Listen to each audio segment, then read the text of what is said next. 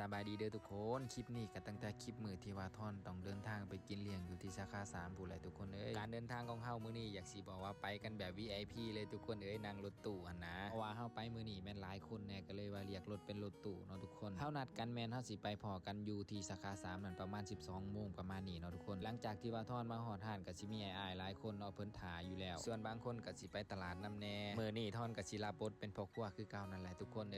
สิได้เฮ็ดกับข้าวกับน้ำนี่แหละให้พี่ๆเพิ่นได้กินมื้อนี้เนาะเมนูที่ท่อนสิเฮ็ดในมื้อนี้เนาะทุกคนก็สิมีหอยแครงลวกมีกั้ง1แล้วก็กุ้ง1ประมาณนี้เนาะกุ้งบางส่วนเนาะก็สิแบ่งไปย่างน้ำแน่เนาะทุกคนและอีกส่วนหนึ่งท่อนก็สิเอามา1แบบนี้เลยแล้วก็สิมีหอยแครงลวกแล้วก็มีปลาหมึกลวกอีหยังประมาณนี้เนาะปีใหม่ปีนี้ท่อนอยากสิบอกว่าโคตรม่วนเลยทุกคน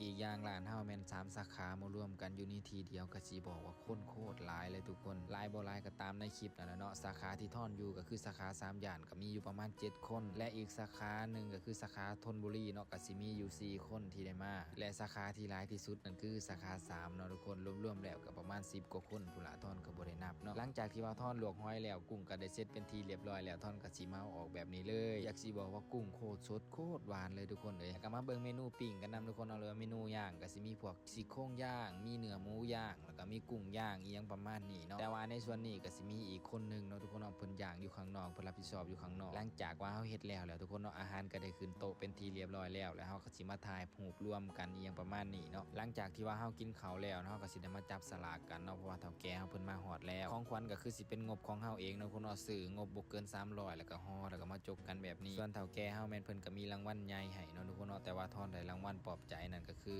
รางวัล500 บาทเนาะทุกคนส่วนคลิปนี้ทอนก็ขอบคุณไปยังเฒ่าแก่ของทอนด้วยนะครับสำหรับงานเลี้ยงในวันนี้โคตรมีความสุขเลยครับ